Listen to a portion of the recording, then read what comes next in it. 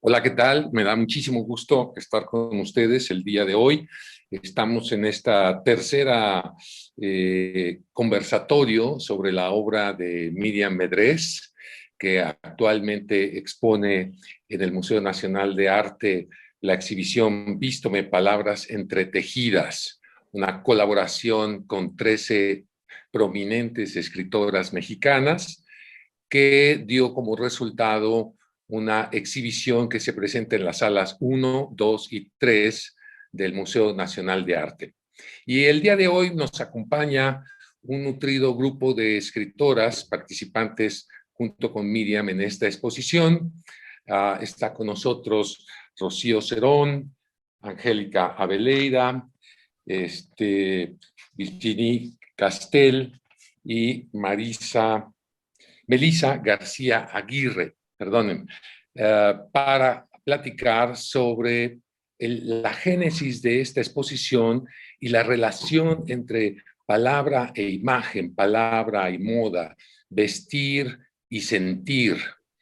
Y me da muchísimo gusto darle la palabra, en primer lugar, a nuestra querida artista Miriam Medrés. Miriam, yo quisiera que empezaras dándonos un breve resumen de cómo fue que surgió esta propuesta para hacer un trabajo multidisciplinario y en colaboración con escritoras mexicanas tan importantes y tan dedicadas al tema de las mujeres. Gracias, José Manuel. Gracias a mis compañeras, mis colaboradoras, mis amigas, pues por haber participado en este proyecto. Y bueno, este proyecto nace por una inquietud personal de cómo llevar la escultura textil y la escritura y el vestido, cómo conjuntar estos tres discursos, estos tres formas de expresión. Y es así como yo, a partir del proceso personal de vestirme y tomar conciencia de este proceso, es como empiezo a pensar cómo es el proceso de las mujeres cuando ellas seleccionan una prenda, cómo ellas se relacionan en el día a día con su vestimenta, con su forma de presentarse ante el público, ante ellas mismas, cómo van seleccionando todo esto. Y entonces decido invitar a 13 escritoras de diferentes edades, enviándoles una carta y pidiéndoles que por favor escribieran cómo es su proceso, qué sienten ellas cada mañana cuando ellas se visten, cómo ellas se relacionan con su vestido propio, con su segunda piel.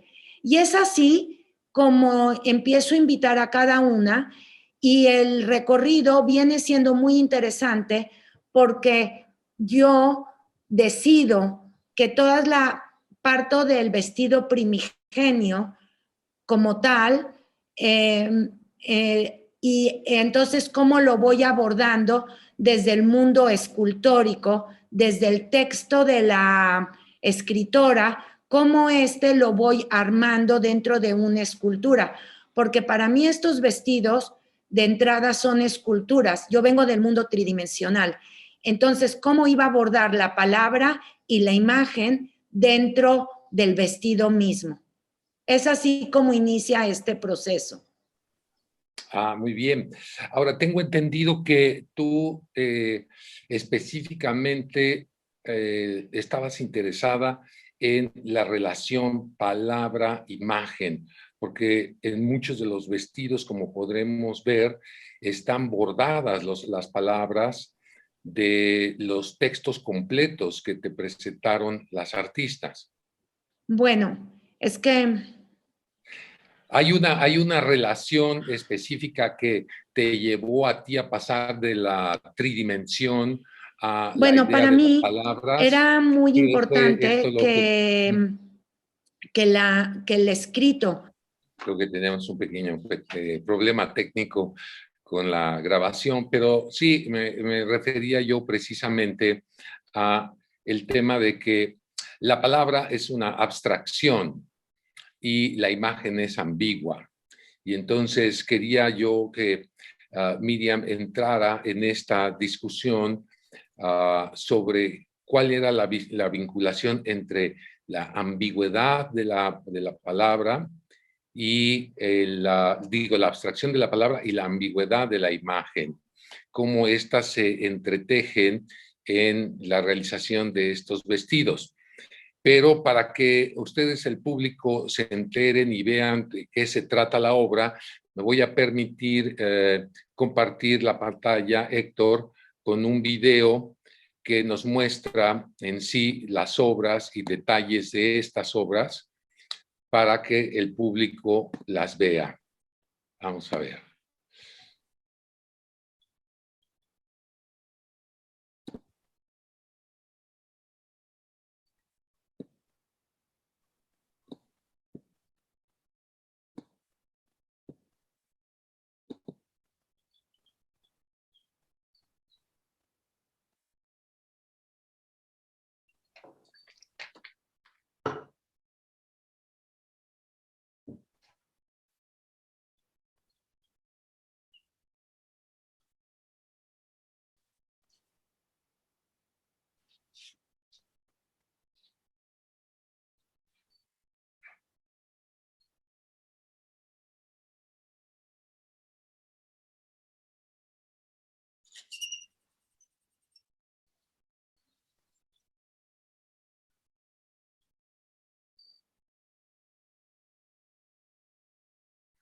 ¿Cuál de todos los vestidos eres?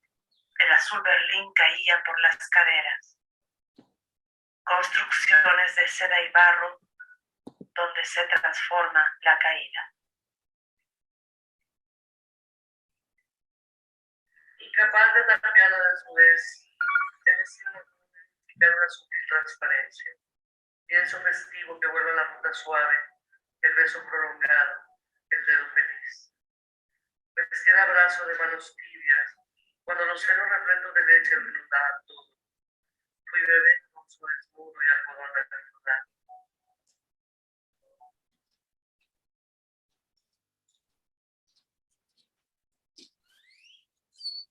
Roja el agua al anochecer, cielo a donde las lavanderas bajan a beber su propia mancha. Orgullosas, planean hendiendo el brillo de sus alas bajo el párpado cerrado del mundo. Allí mi sed, allí el manto en el que oculto mis carnes. Nada bajo mi desnudez, salvo surcos y sal.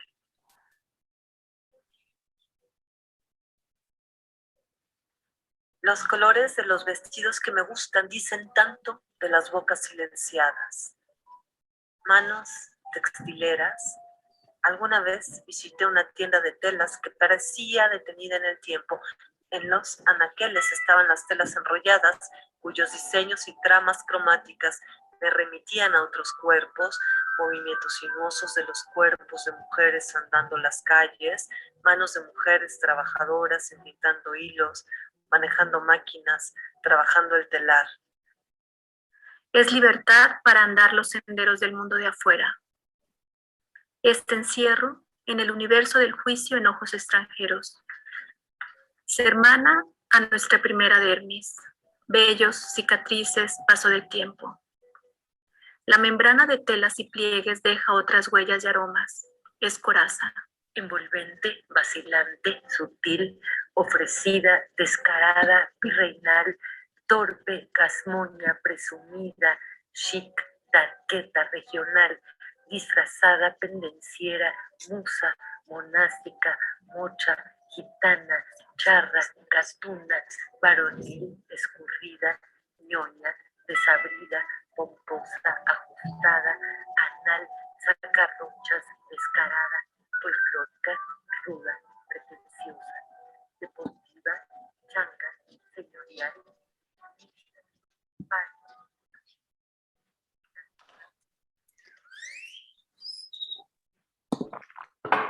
Muy bien, pues hemos visto más o menos un resumen visual de estas obras creadas por la mano de Miriam Medrés a partir de los textos de 13 poetas y escritoras.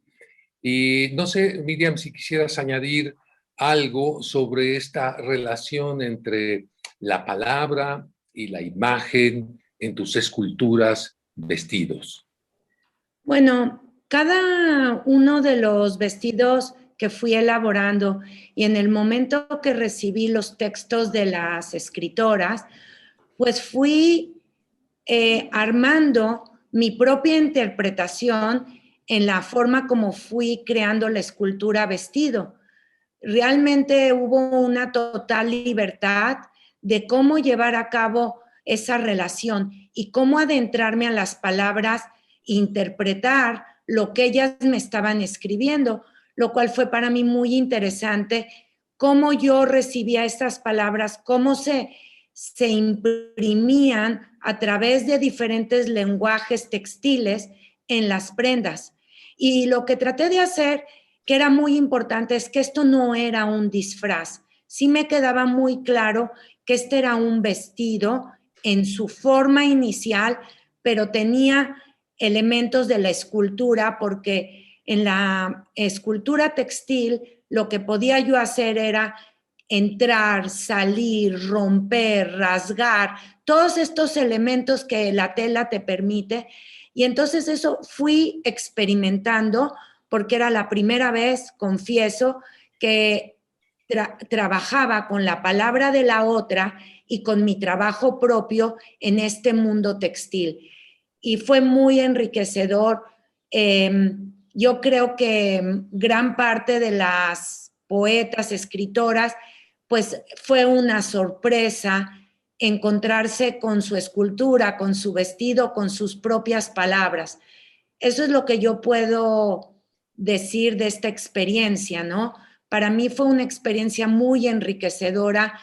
También en la colaboración de 13 mujeres, pues para mí era muy importante porque creo que el trabajo suma más desde este momento que podemos trabajar en conjunto y dar oportunidad a oír, a ver otras voces, escuchar otras formas, no nada más desde el mundo de la escultura, de la forma, sino también desde el mundo de la poesía, que para mí es muy enriquecedor. Sí, también es importante destacar la presencia del audio. ¿Por qué? Porque como ustedes pudieron escuchar en el video anterior, las escritoras participantes también hicieron la lectura de sus poemas. Desgraciadamente, en la exposición del Museo Nacional de Arte no se escuchan los audios porque no podemos utilizar por el tema de la sana distancia y del contagio, sistemas de reproducción individual. Pero tuvimos la oportunidad de escuchar aquí algunas de las voces de las participantes. Yo quisiera ahora darle la palabra a Virginie Castel, que es curadora, que es editora, fundadora de la editorial Tres Nubes y también participante de la Casa Editorial Regiomontana, que nos hablara un poco de esa experiencia de escribir con una idea, Virginie, de que sabes lo que estás haciendo se va a traducir de palabra a imagen. Y con toda esta experiencia que tienes tú en la producción de libros de ilustrados, me imagino que para ti también fue un reto. Sí, gracias, José Manuel. Sí, yo participé de dos maneras en el proyecto. Una escribiendo un texto y de otra trabajando en el catálogo final. Como escritora en el proyecto fue una aventura emocionante trabajar con Miriam porque nos dio mucha libertad realmente y obviamente pues cuando uno entrega el texto no piensa en qué va a hacer Miriam con ello ni qué va a pasar con las cosas. Nomás Miriam nos pedía, bueno, a mí me pidió que le mandara información que tenía que ver con el texto, como imágenes de ese lugar que yo menciono, porque mi texto habla de manera quizás un poco nostálgica de que ese lugar inicial para mí del vestir es el cuerpo de mi madre, porque mi madre me vestía, me hacía mi ropa toda mi infancia y mi relación a vestirme continúa siendo esa, ¿no? Siempre, em, no recuerdo a mi mamá todos los días que me he visto, pero la forma en que ella me enseñó a vestirme, que eran sus creaciones, me sigue formando, sigue siendo visible en mí. Entonces me hizo regresar a este lugar y, y realmente fue esa experiencia, ¿no? De entrar para mí en el pasado y en la génesis y pensar mi cuerpo como el de mi mamá. Y desde ahí, pues Miriam me pedía fotos o fotos del pasado y así fue.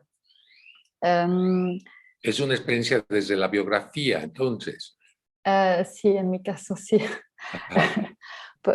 Entonces, este fue como ese trabajo como muy personal, obviamente, ¿no? Y en ningún momento estaba pensando, hasta después pensé en mi cuerpo presente, fue así para mí.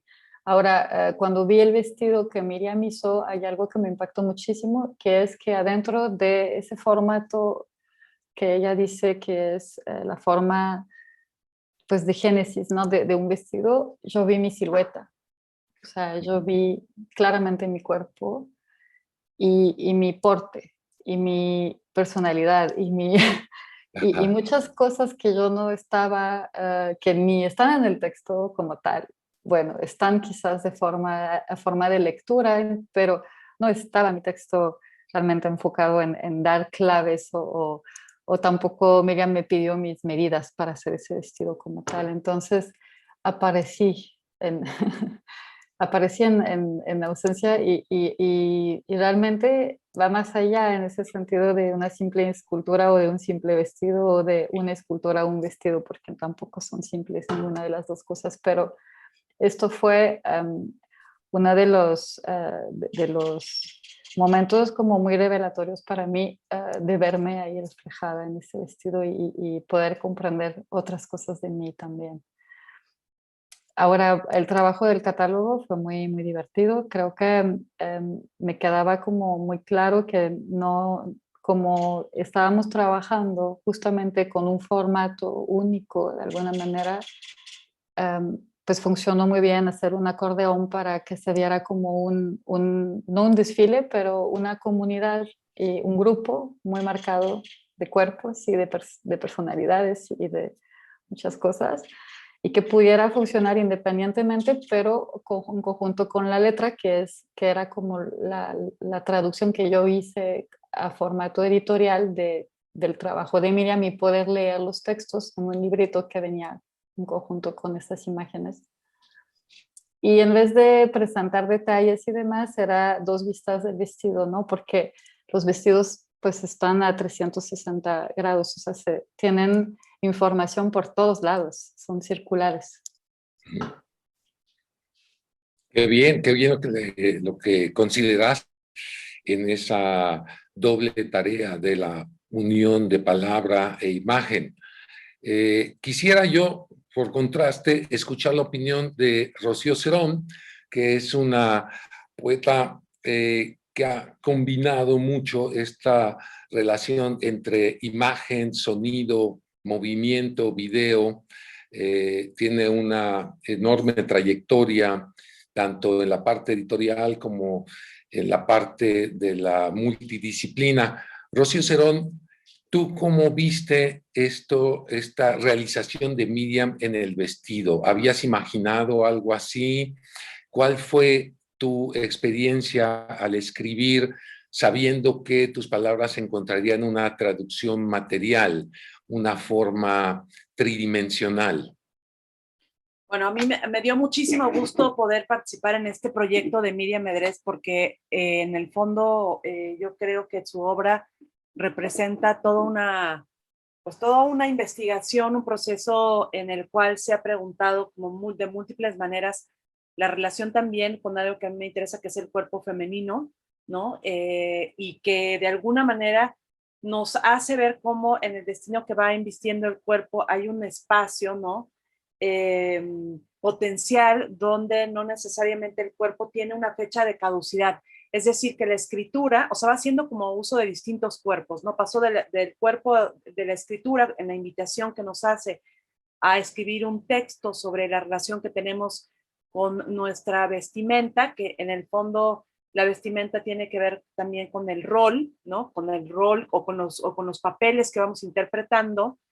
Y ya esa escritura se convierte en otra forma de escritura, en una escritura de cierta manera escultórica, ¿no? Más que de vestimenta escultórica, donde las palabras convergen con la materialidad de los textiles y entonces pues se vuelve como un espacio que no tiene una caducidad, ni un solo mensaje lineal o de un solo significado, ¿no? Ni tampoco es el último testigo, sino que empieza a ser un espacio donde tiene una traducción o una interpretación, ¿no? De el texto de las escrituras que le enviamos, su propia forma en que lo ven esas escrituras escultóricas, que así creo que deberían ser llamadas, o estas piezas escultóricas, y de pronto también la relación cuando llegan los espectadores y se encuentran con, que creo que fue muy afortunado, que en el Munal a lo mejor no está, pero con la voz de los propios poetas, con la voz de las propias poetas, que de alguna manera también, como estamos oyendo con la música de la Ciudad de México, no de la venta de lavadoras y demás, que tenemos una experiencia de pronto sonora, táctil, ¿no? Con la pieza escultórica, visual, ¿no? Porque efectivamente, como ya lo decía Virginie, puedes transitar alrededor de los vestidos. El montaje está montado de tal manera la exposición como para que la gente pueda estar haciendo una suerte de recorridos y que también en el caso del montaje del Munal cabe decir que dialoga con las propias obras que ya están en el museo, dando también un resignificado a las posibilidades del propio vestuario y preguntándonos cómo la ropa o el vestuario ha sido de alguna manera también una cierta forma de codificarnos, ¿no? O sea, el vestuario ha codificado a las mujeres y creo que estos vestidos o estas piezas, estas esculturas de Miriam nos hace repensar muchas cosas. A mí misma me hizo repensar muchas cosas cuando yo vi su pieza y creo que lo ha hecho a lo largo de toda su obra, ¿no? Oye, Rocío, ¿y tú eres una mujer de vestido, o sea, de vestido en el sentido literal de esa figura, o eres una mujer de pantalón y camiseta? ¿Cómo ves esto? Pues yo uso de todo. Yo uso de todo, pero ¿sabes qué? Hablando, justo estaba en algún momento con una participante, ¿no? De los laboratorios que llevo, y yo le comentaba que en el fondo, cuando uno hace performance o cuando uno hace, pienso en la congelada de uva, ¿no? Y también lo he platicado con ella, con Rocío Bolívar, que en realidad cuando estás profundamente desnudo, no sé si cuando estás en el espacio escénico, en realidad estás desnudo. O sea, en realidad hay como un desprendimiento, hay como una especie de distancia, ¿no? Entre el desnudo que está frente al espectador y el verdadero desnudo de quién eres. Y en ese sentido, creo que lo que ha hecho Miriam es desnudarnos literalmente con ropa. Exacto. ¿No? Qué bonita manera de decirlo. Muy bien, muchas gracias. Pues hablando de desnudos, yo quisiera hablar con una de las participantes con la que más me identifico en este proyecto, que es Angélica Abelleira, periodista cultural, fundadora del periódico de La Jornada y pues autora de muchas crónicas, de muchas biografías de mujeres artistas, fundadora también del Museo de las Mujeres Artistas. Angélica, ¿cómo estás? Bien, muchas Un gusto gracias. tenerte aquí en Igual. esta mesa. Y digo que me identifico contigo porque yo vi tu pieza e inmediatamente dije, yo estuve ahí. La Claro. pieza de Angélica está basada en una experiencia que tuvimos como 20,000 personas aquí en la Ciudad de México que nos fuimos a desnudar literalmente en el Zócalo de la Ciudad de México para participar en esta fotografía masiva que hizo el artista neoyorquino Spencer Tunick. ¿En qué año sería esto? ¿Como 2000, 2007, Esto 2000? fue el 6 Algo de así. mayo de 2007. Así es. Entonces, tú escribiste, dinos tú qué escribiste sobre el texto para este vestido que te hizo Miriam, con el texto que tú le entregaste. Bueno, pues muchas gracias por la invitación y un saludo a todas, a todos. Gracias. Bueno, a mí cuando Miriam me invitó a escribir algo sobre el vestido y este sentido de cómo nos arropamos y nos cubrimos, lo primero que se me ocurrió fue hablar un poco con narrativa que después se fue editando y se volvieron casi palabras claves de esta experiencia justo de la que tú hablas, José Manuel, que fue el encuere masivo con Spencer Tunick, ¿no? Se contabilizaron 18,000 personas y lo que a mí me llamó muchísimo la atención es comprobar en cuerpo propio cómo el vestido es una convención social, cómo nos genera una barrera los unos a los otros y cómo se generó un clima emocional diferente en tanto todos estábamos encuerados, mujeres, hombres, chicos, bueno, no había niños, evidentemente había una restricción de edad, pero cómo a la hora de estar todos encuerados, no veíamos diferencia alguna. Todos éramos humildes en el mejor sentido, éramos iguales. No había un punto de vista de juzgarte desde la otredad. Éramos otros, pero estábamos como unidos. Cuando a Spencer Tunick se le ocurre la mala decisión y de una violencia innecesaria, a mi juicio, de dividir mujeres y hombres y que los hombres se vistieran, fue un cambio de tono y un cambio de emoción para todos nosotros. Es decir, los varones, y tú seguramente lo viviste también, se vistieron y empezaron a vernos mediante las cámaras, a ponerse la mano así, a juzgar. Entonces ese cambio de tono fue para mí innecesario, violento, pero también fue una especie como de hermandad entre las mujeres que nos fuimos como acomodando hacia una esquinita y entonces Tunick nos volvió a dar órdenes, porque sí nos dio órdenes de ponernos como montaña, como ola, y fue muy bonita también esa sensación de las mujeres arropándonos en nuestra desnudez. Entonces ese cambio de estar vestido y estar sin ropa, para mí fue muy claro, no lo había vivido nunca y con 18,000 personas menos. Entonces me pareció que era un ejercicio interesante poner eso en palabras. Como decía hace ratito, primero fue como una narrativa, yo soy periodista y agradezco infinitamente que me hayan invitado junto a poetas, pero bueno, también mi manejo es de la palabra.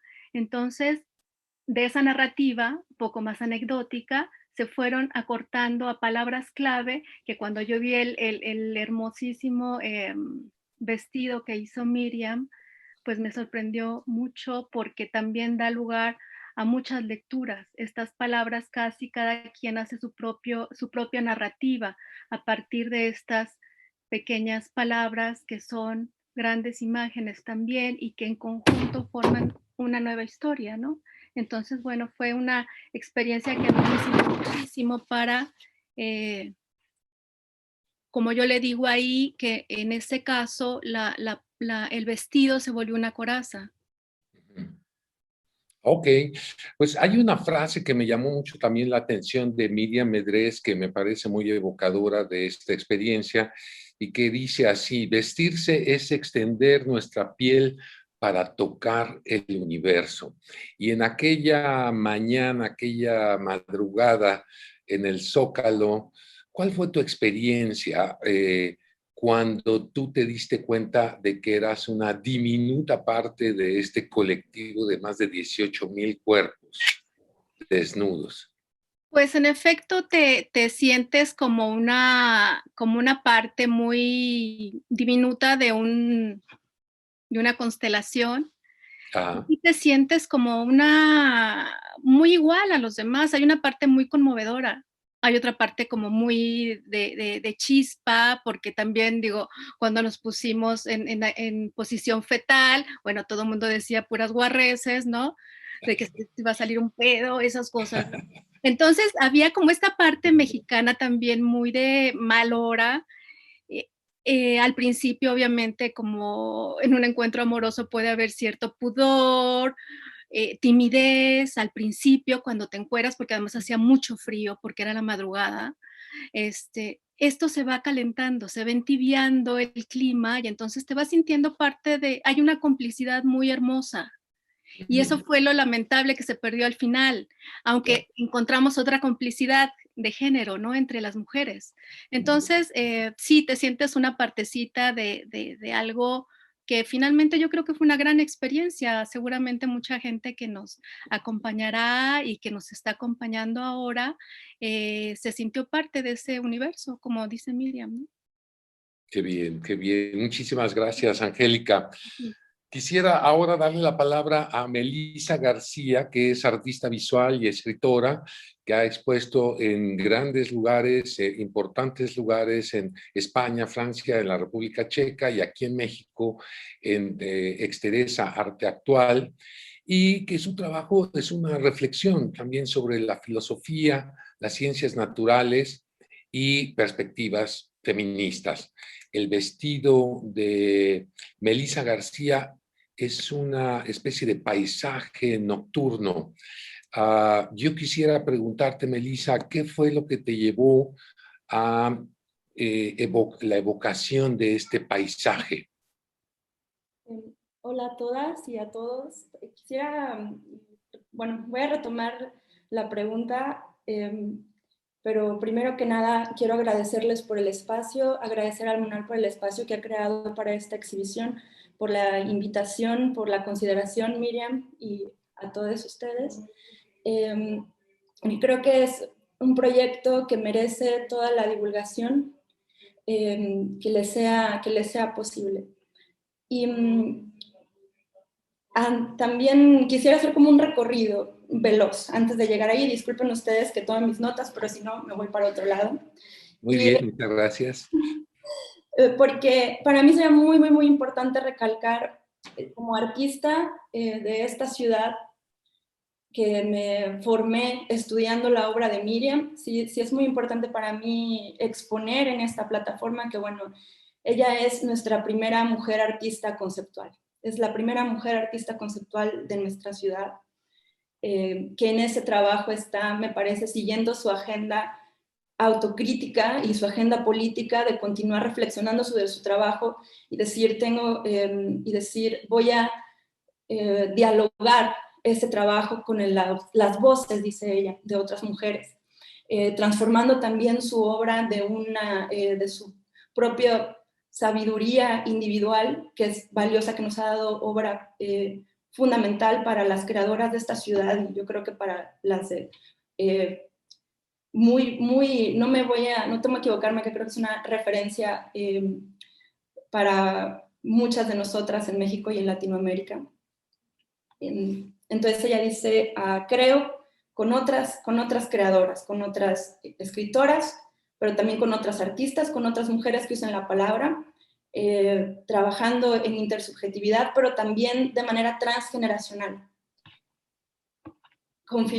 presentando artistas conviviendo con artistas de muchísima trayectoria y artistas más jóvenes como yo, por ejemplo, que estamos apenas caminando en estos terrenos de la creación. Y bueno, también se ha hablado de la relación entre palabra escultura, palabra cuerpa, palabra cuerpas. La siguiente cosa que creo que es muy particular del proyecto es la manera en que Miriam se acercó a nosotras, que fue a través de una carta. Entonces ella nos dirige una carta, en mi caso por tener la experiencia de vivir en la misma ciudad. Recuerdo que me citó en su estudio y me sentó alrededor de mí, tenía la experiencia de toda su obra. Se sentó frente a mí y me leyó la carta, que me parece que está escrita en el libro, invitándome a participar. Entonces, desde ahí, y sabiendo que no era la única, o sea, que bueno, era yo, pero en ese momento de estar escuchando su carta, me estaba al mismo tiempo conectando con otras creadoras a través de Miriam. Y mi experiencia se estaba conectando con otras creadoras a través de su proyecto. Y que creo que en la museografía se nota, se percibe esa conexión entre las presencias, que son los vestidos y las palabras y las experiencias. Lo apuntaba yo aquí como bueno, Estaba abordando nuestros cuerpos, nuestras experiencias, nuestras historias, memorias, nuestra sexualidad, goces, angustias, con estos vestidos que, bajo la pregunta ¿cómo te vistes?, parece que lo que Miriam nos pidió fue describir nuestra piel interna.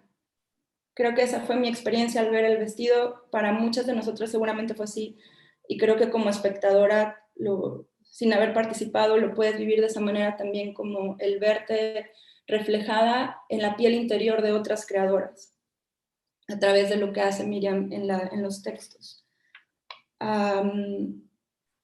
¿Qué fue lo que me llevó a mí a expresar lo que está en el texto? Tratar de devolver la amabilidad del gesto que Miriam estaba construyendo con su carta y con la iniciativa de este proyecto. Tratar de responder de la manera más honesta que pude, que fue hablándolo a partir de la experiencia con mi sexualidad, que es una experiencia que yo relaciono muchísimo a la forma en la que se comportan las leyes de la naturaleza. Ah, magnífico. Mira, leo aquí algo que me parece muy poético de tu escrito, que dice: me cubrí la piel con el infinito y decidí hacer en mi guardarropa un espacio para las estrellas, cometas, hoyos negros y demás complejidades del universo. Con el paso del tiempo, añadí prendas cada vez más terrenales: monzones, huracanes, relámpagos y granizo, olas de mar, lagos, lagunas y ríos, dunas, volcanes y montañas, hierbas, arbustos y flores, tierra. Son estas palabras las que me llevaron a decir, sí, había algo de paisajístico, y cuando veo el vestido que está precisamente al ingreso de la sala de exposición, lo vinculábamos con el paisaje. Para ti, ¿qué era esta relación de formas físicas y de fenómenos naturales con tu cuerpo? Bueno, es una excelente pregunta. Creo que a ese momento no lo podía ver todavía. Creo que era el inicio de una de las reflexiones que estoy tratando de hacer con mi obra actual. Mi experiencia es como artista que trabaja, que utiliza la escritura como uno de los medios para desarrollar las preguntas y los conceptos con los que me interesa trabajar. Pero creo que es que las relaciones interespecie e intermateria son las relaciones que más me interesan ahorita. O sea, y por eso me describía también como una artista que trabaja desde los feminismos, desde preguntarnos qué es lo que podemos ser. Otra de las artistas escritoras que colabora, que es Mónica Nepote, en una charla recientemente decía, bueno, es que sí somos humanas, pero no solo somos humanas, también somos bacterias, también somos mineral, también somos parte de este planeta y de este universo de otras formas, además de las formas humanas. Y eso es lo que yo empecé a preguntarme en este texto con la invitación de Miriam, viéndolo en la experiencia de todas estas artistas, se fructifera y me permite a mí como creadora, como participante de su proyecto, sentir que mi voz se entrelaza y que de ese diálogo podemos crecer todas como creadoras. Muy bien, te lo agradezco muchísimo, Melissa. Ahora yo quisiera hacer una pregunta en general a las mujeres que participaron en este proyecto, porque esto fue creado en 2017, ¿no, Miriam? Sí, exactamente. Y de 2017 a la fecha han pasado cosas tremendas, tremendas en nuestra sociedad, y podríamos acotar quizás las marchas del 8 de marzo de 2020 y la de 2021, en las que hemos visto pues una presencia muy importante de las mujeres en el espacio público, y también una presencia visual y una presencia verbal. ¿Ustedes qué piensan de esta nueva o esta reciente presencia que tienen las mujeres en el espacio público a través de lo visual y a través de la palabra? ¿Podrían comentar sobre estos hechos? Melissa, ándale, Melissa. Eres una A ver, Melissa. supervisante. Bueno, yo quisiera escuchar también con la invitación y la petición de promesa de la palabra de mis compañeras. Bueno, no sé, es una pregunta muy compleja también y me gustaría intentar, no creo que la pueda responder, pero intentar caminarla también desde la experiencia de los vestidos. Porque justamente, y también contextualizando, afortunadamente, una de las cosas que han pasado desde 2017 hasta ahora es que hay mucha más visibilidad de las luchas de las mujeres, pero es una mayor visibilidad, no es que esa lucha no haya estado ardiente en los años pasados, sino que lo que se está ganando, yo creo que no es la magnitud de la fuerza de la lucha, sino la divulgación de la lucha en los espacios, en las plataformas de comunicación y la divulgación de esa lucha en las plataformas. No sé qué opinión tendrá Angélica, que es periodista, en otras formas bueno, en las noticias, en la comunicación y bueno, en la democratización de las tecnologías. Otra de las cosas que ha sucedido por la cual de hecho estamos teniendo una experiencia virtual es la experiencia del COVID, que de hecho está sobre nuestros cuerpos, está sobre nuestras vidas. Y una de las cosas que a mí me recuerda el proyecto de Miriam es que una de las que no tenemos ya casi no tenemos ya esta posibilidad, o no la tuvimos estrictamente, por ejemplo, durante mucho tiempo, del vestirnos para expresar nuestra identidad, para disfrutar también de nuestros cuerpos. Entonces, no sé, es como me parece todavía más pertinente en el contexto del COVID para reflexionar sobre todo lo que hay en nuestra ropa. Sí, el hecho de que usemos mascarillas ahora también añade otra dimensión a la cara, ¿no?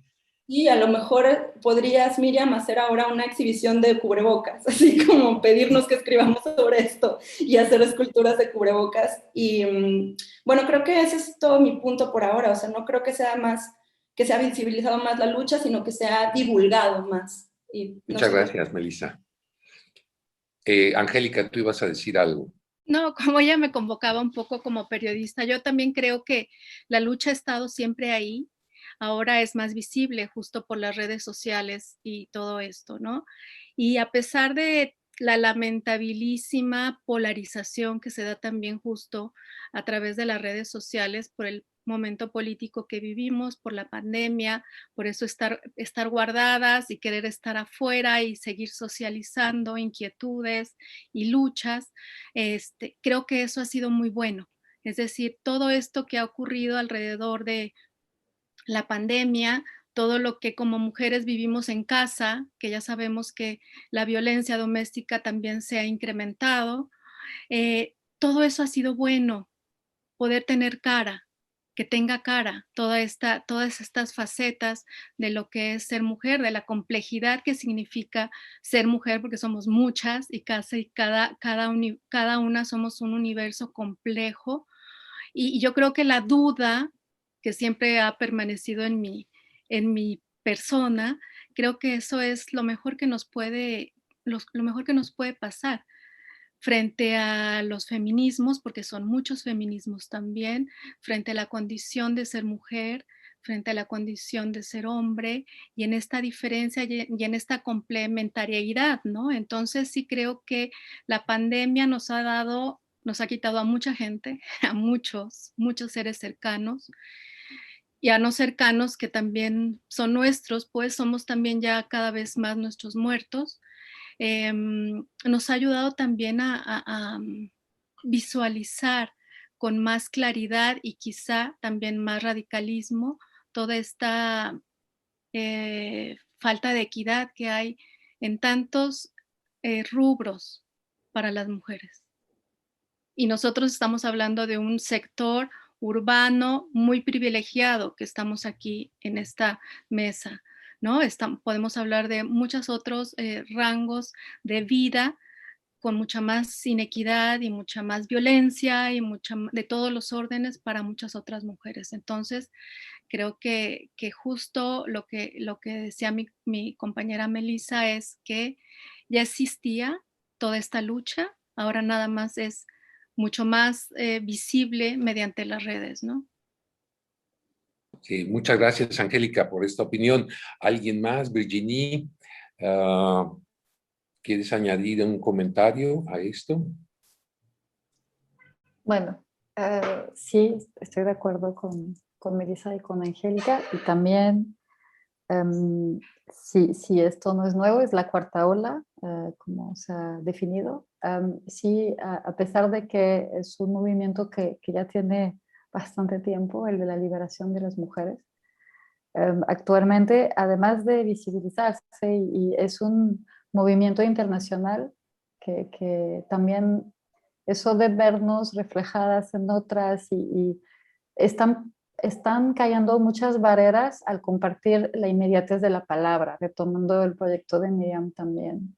Y yo creo que más se está comunicando, más estamos pudiendo acercarnos desde nuestra experiencia a través de las palabras, que pues yo no sé, pero no veo las palabras tan abstractas, aunque son una abstracción, sí, pero le tengo una relación mucho más concreta, porque para mí son el vínculo de la acción, en mi caso, en mi trabajo. Son mi herramienta de la acción, pues, y también les tengo un acercamiento muy visual. Creo que esto está permitiendo un acercamiento, y proyectos como el de Miriam también permite como una reflexión ya colectiva, más amplia, y esto, el permitir una introspección en más mujeres, esto está también con la idea de la comunidad y la colectividad, ¿no? De crear una pequeña comunidad de mujeres a través de este proyecto. Está dando pauta para que las mujeres se sigan reuniendo y dialogando entre ellas de sus experiencias, y creo que a través de esto la comunicación y la liberación de muchas cosas que ya no nos sirven o que ya estamos dispuestas a dejar de silenciar, precisamente está aconteciendo. Te agradezco mucho tu opinión. Virginie, no sé, Rocío, ¿tú quieres añadir algo sobre este tema o algo más a la discusión? Pues no, en realidad, pues darle las gracias a Miriam justo por esta invitación a esta mesa, invitar al público a que, ya que estamos cambiando de semáforo, vengan a ver la obra de Miriam al MUNAL, ¿no? O sea, que la verdad es que no vale la pena venir, acercarse, verla, y también acercarse a ver su obra, porque tiene una página que ya nos la dirá Miriam en internet, y sobre todo ver y acercarse más a la obra de creadoras, ¿no? O sea, siempre que yo le pregunto de pronto hombres o mujeres así de, oye, ¿quién es tu autor o tu artista que más te ha marcado? O sea, el 90% de lo que me contestan son hombres, ¿no? Son nombres de hombres. Y en el fondo yo creo que eso se aplica para todas las áreas, ¿no? En poesía, en música, etcétera. Y yo creo que hay un universo de verdad increíblemente rico, y nada más es una cuestión de ver, de voltear a ver, de voltear a escuchar, de ver que el universo creativo, así como lo dijo Melissa, que bueno, que Miriam era la primera artista conceptual en Monterrey, y es súper importante para su generación. Yo creo que también es súper importante Miriam para otros lados de México, y me atrevería a decir de América Latina, y hay que aprender a ver la obra de las artistas. O sea, en realidad esta mesa también es una incitación para acercarse a la obra de Miriam, pero también para acercarse a la obra de la propia Melissa, ¿no? A lo que escribe Angélica, a lo que también hace Virginie, que tiene un papel increíble como editora, como curadora, en fin, como acercarse a la obra de las artistas y las creadoras mujeres, ¿no? Eso es sobre todo lo que me gustaría decir. Gracias, Rocío, muchas gracias por ese comentario. Está con nosotros en este conversatorio una persona súper importante y decisiva para este evento, que es el curador general del Museo Nacional de Arte, Héctor Palares, a quien le agradezco su presencia y el estar coordinando desde la parte técnica y desde la parte logística este esfuerzo de comunicación. Héctor, ¿cómo estás? Yo quisiera aprovecharte ahora que estás con nosotros, porque parte importante también de la exposición de Vístome Palabras Entretejidas era establecer un diálogo con la obra barroca, pictórica, realizada por hombres, hay que anotarlo, importante aquí, dentro de las salas 1, 2 y 3. En estas salas hay obras capitales del arte pictórico mexicano y quisiera que tú nos dieras una muy breve recorrido, explicación sobre qué es lo que hay que ver en estas salas y cómo articularías tú la visita a la obra de Miriam Medrés con la obra pictórica que está en salas. Claro que sí, José Manuel, pues un gran gusto, de verdad, en nombre de la maestra Carmen Gaitán, que es la directora del museo, de todo el equipo de trabajo, para Miriam, evidentemente, por este proyecto maravilloso que nos ha representado nuevos retos y miradas desde el propio MUNAL, a partir de estas lecturas diacrónicas entre obras de los siglos XVII, XVIII, algunas incluso el XVI. Por supuesto a ti, José Manuel, por la brillante curaduría para generar estos diálogos, y hoy en particular a nuestras escritoras invitadas, que seguramente el público estará encantado de escuchar reflexiones tan pertinentes y tan propositivas al respecto. Y mira, sin pretender extenderme mucho más, me voy a permitir compartirles muy brevemente una serie de imágenes que el público puede precisamente visitar en el recorrido de Vístome Palabras Entretejidas, poniendo en valor algo muy importante: este diálogo entre el espacio museográfico, entre las obras señeras de la colección virreinal del museo y, por supuesto, la exposición de Miriam. Es un recorrido que representa indudablemente no solamente grandes retos museográficos, sino cómo a través de, sobre todo, elementos conceptuales, poder generar estos discursos de ida y vuelta entre pinturas que de pronto quizá alguien que visita estas salas virreinales del museo, con obras que no olvidemos vinieron al MUNAL en el año 2000 de la antigua Pinacoteca Virreinal de San Diego, que hoy es Laboratorio Arte Alameda, y que bueno, es una de las colecciones más referenciales de pintura novohispana en el país, y cómo de pronto leer a Baltasar de Chaveorio, a Baltasar de Chaveivía, a Andrés de Concha, a José Juárez, a Cristóbal de Villalpando, a partir también de esta unidad que Rocío comentaba, y bueno, todas las escritoras invitadas han hecho hincapié en este conversatorio, en el binomio de imagen y palabra. Es muy interesante, José Manuel, y me parece que además muy afortunado desde tu propia mirada, y desde la mirada también de la maestra Carmen Gaitán, definir que fueran precisamente estas salas 1, 2 y 3 las que pudieran tender los puentes con la propuesta estética de Miriam Medrés. Porque se trata de salas recientemente renovadas, se aperturaron en el año 2020, son algunas de las más monumentales, no solamente en espacio físico, sino estamos hablando a veces de alturas de 11 o 12 metros, que también obviamente, bueno, generan toda una serie de retos, como comentábamos, museográficos, para tener estos grandes formatos muy usuales en la pintura virreinal. Grandes obras que vemos en estas salas, pues formaron parte de retablos, fueron obras solicitadas por encargo a los artistas, como estas dos que tenemos aquí, de Baltasar de Chaveorio, un gran maestro originario de Guipúzcoa, de País Vasco, que llega a trabajar a Nueva España.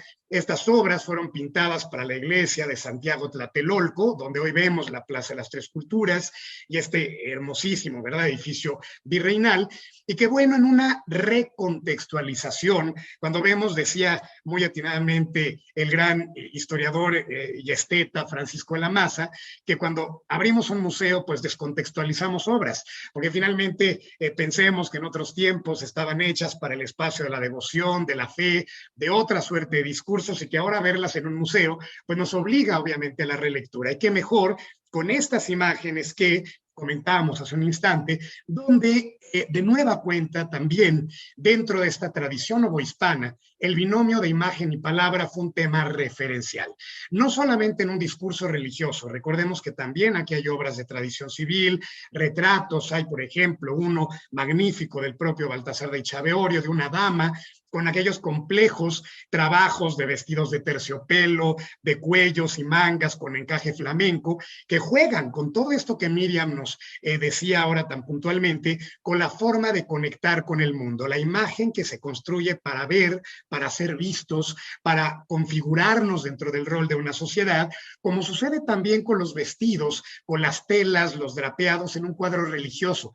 Este que estamos viendo aquí, por ejemplo, que es la Porciúncula, un tema que refiere a un pasaje de la vida de San Francisco de Asís, cuando funda lo que se convertiría en lo que hoy es la Basílica de San Francisco de Asís, el gran eje rector de esta gran propaganda de los hermanos menores o los hermanos franciscanos, y donde él tiene un encuentro religioso, sublime, místico, con la imagen de Jesús y de María, que están bendiciendo finalmente esta línea de fundación para la nueva orden religiosa en 1209. Y es muy interesante cómo vemos, José Manuel, como tú hacías estos guiños ahora con las escritoras, de pronto ver los colores, la significación de un rojo y un azul, que van a dar cuenta de una doble naturaleza, la humana y la divina en el caso de Jesús, o estos drapeados en el sayal de San Francisco, que no olvidemos que la mayor parte de la gente que veía estas obras, tanto en un altar como en una capilla doméstica, había un número muy, muy grande de analfabetismo.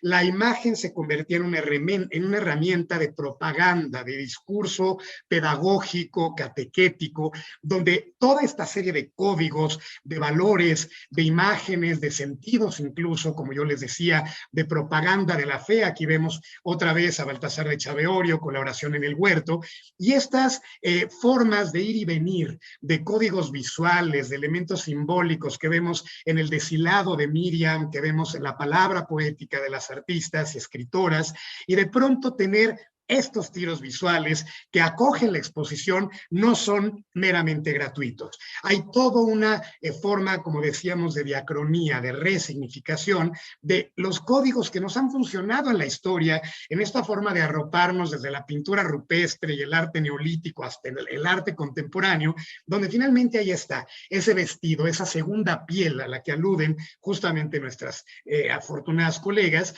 y que aquí, por ejemplo, vemos una de las obras más antiguas del Munal, que es una pieza pintada por Andrés de Concha, un artista sevillano que llegó en el siglo XVI, en el último tercio a México, es uno de los grandes maestros del llamado manierismo, y con esta obra es una tabla que representa a la Virgen María con San José, San Juan el Bautista y el Niño Jesús, una sagrada familia muy cercana al retablo de Yanguitlán en Oaxaca, y que otra vez esta pertinencia del textil, vuelvo un poco a lo que señalaba Miriam en un principio, vemos un canasto, vemos una cesta acompañando la escena, que no solamente tiene que ver con un tema religioso, el Agnus Dei o el Cordero Místico, la promesa del bautismo, la promesa de la vida ultraterrena a través de Juan el Bautista y Jesús, sino el cesto con los hilos de María como ella receptora de la encarnación del Verbo. Si bien en el contexto en el que esta obra fue pintada, principios del 17, tiene, insisto, toda una labor catequética, toda una labor doctrinal, toda una exaltación de grandes códigos visuales para aquella sociedad novohispana en pleno eje de una hispanidad, de una tradición prehispánica que configuraban aquellas grandes derroteros de la historia religiosa en Nueva España, pero son también guiños simbólicos que los artistas retomaban de la tradición europea y que podemos leerlos de otra manera también en estos diálogos a partir de la propia exposición de Miriam. Quisiera ya simplemente concluir con algunas reflexiones, ahora que, por ejemplo, tanto Melissa como Angélica, que lo hicieron de una forma realmente muy, muy emocional y muy cercana, hablábamos del cuerpo, de la desnudez, de la extroversión, pero la introversión, podemos ver esto también en cuadros virreinales como este que ustedes ven en el extremo izquierdo pintado por Baltasar de Chaveorio, que se llama El martirio de San Aproniano, que son todos estos grandes paradigmas de vidas de santos, de hagiografías, con la exposición del cuerpo desnudo en el contexto de martirios, a veces verdaderamente muy cargados visualmente, con decapitaciones, desollamientos, golpes de espada, de hacha, de cuchilla, y que tenían pues esta carga estremecedora para el espectador, que veía ahí modelos de fe, modelos de vida, modelos por seguir, vidas ejemplares, pero que el cuerpo, en medio de una serie de restricciones de la Iglesia, fundamentalmente, no olvidemos que en Nueva España la vida civil y la religiosa se encontraban verdaderamente unidas en todos los órdenes de la vida cotidiana, y mostrar el cuerpo, mostrar la piel, mostrar las carnaciones, mostrar las proporciones, era un tema muy cuidadoso. Y obviamente, en el caso de la vida de los santos, sentir la piel, vivir la piel, ya en un discurso del barroco, como tú señalabas, José Manuel, pues era una forma también de apostar por la sensorialidad, por la cercanía a ese vivir de piel a piel, lo que decía el jesuita Juan Plazaola, unir los planos celestial y terrenal en una experiencia propia, inmediata, referencial, que si bien con la carga catequética que tenía, también ponía y hacía permisibles pues ciertas cuestiones que hoy, a 400 o 450 años de perspectiva, pues nos siguen resultando todavía sorprendentes. Y la última reflexión que me gustaría hacer, acompañando este recorrido, que ya, por ejemplo, ahorita Rocío o Melissa señalaban esta posibilidad también del arte tridimensional, de estas bases museográficas tan sugerentes para rodear los vestidos, para tener los diálogos con las pinturas, para percibir a partir de distintas aristas y perspectivas el textil, la palabra poética, el juego visual, pues hay una parte última de la exposición, que con esto cierro, donde presentamos de forma inédita en el MUNAL una sala dedicada al gran artista José de Ibarra. Son obras que no se habían visto en el MUNAL desde que llegaron de la Pinacoteca Virreinal de San Diego, y que es una colección muy interesante porque se trata de una serie de la vida de los apóstoles. José de Ibarra fue miembro de una de las primeras academias de pintura en Nueva España, que antecedieron a la famosa Academia de San Carlos, y cuando entramos de pronto a esta sala, que ya es aquí todavía algunos guiños de lo que he comentado, pero que es la última propiamente, ¿verdad? Donde cerramos este diálogo entre la exposición de Vístome, palabras entretejidas y las colecciones del MUNAL, pues encontramos otra vez estos recursos hagiográficos, estas vidas de los santos, estas formas de presentar, insisto, toda una serie de contenidos que acompañaron, obviamente, aquellas líneas. Estas son justamente líneas evangélicas de mostrar la vida ejemplar de todos estos grandes personajes, que titulamos la exposición Los Apóstoles después de Cristo, porque estamos leyéndola a partir de ciertos códigos, de cédulas comentadas, en fin, qué pasó con ellos después de la muerte de Jesús, que a veces de pronto se nos olvida. Hay códigos muy interesantes, como la leyenda dorada de Santiago de Vorágine, como otras hagiografías, y es muy curioso, y con esto cierro, José Manuel, que en todos los retratos pintados por Ibarra está de forma muy enfatizada la presencia del textil.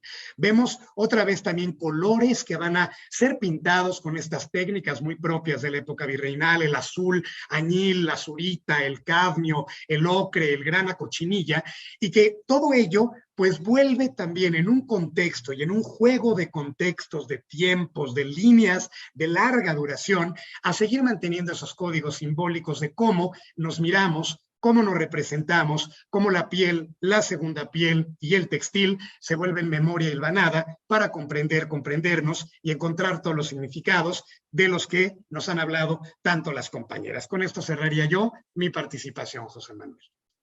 Muchísimas gracias, Héctor. Ha sido una muy breve ponencia, pero también muy docta, y nos ayuda a ver más allá de la imagen pintada, la semántica que se encuentra también en el color, en los pliegues, etcétera. Yo recuerdo hace años haber leído un libro de Aldous Huxley que se llama Las puertas de la percepción. Un libro muy interesante que les recomiendo a todos, porque es una manera de ver la pintura desde aspectos que no necesariamente son los primeros que llegan al ojo, sino desde los aspectos que se encuentran detrás, digamos, de la pintura. Y lo que tú has hecho ha sido precisamente traer a nuestra vista, a nuestra conciencia, todos esos aspectos, cosa que te agradezco muchísimo haberlo hecho en tan breve tiempo. Y bueno, pues no sé si quisieran ustedes añadir algo. Vamos a concluir ya nuestra presentación, que supongo el público tendrá también algunas preguntas que hacer durante la transmisión, o lo dejamos para otro día. Bueno, yo quiero decir algo. Quiero dar las gracias a mis compañeras, a ti, José Manuel, y a ti, Héctor, por este conversatorio tan interesante que va a enriquecer la visita de las personas al museo. Creo que suma porque son diferentes voces, no es mi sola voz. Y bueno, quiero dar las gracias y también a la directora Carmen Gaitán por haber hecho posible este conversatorio, aunque ella no se encuentra ahora con nosotros. Gracias a todas ustedes. Les mando un abrazo y espero que nos encontremos ya pronto presencialmente. Pues, de mi parte también les agradezco a ustedes, a Miriam, a Virginie, a Rocío, a Melissa y por supuesto a Angélica, su participación. Héctor, también a ti por estar con nosotros. Y bueno, muchísimas gracias y ha sido un placer compartir con ustedes este día. Muchas gracias. Muchas gracias. Gracias.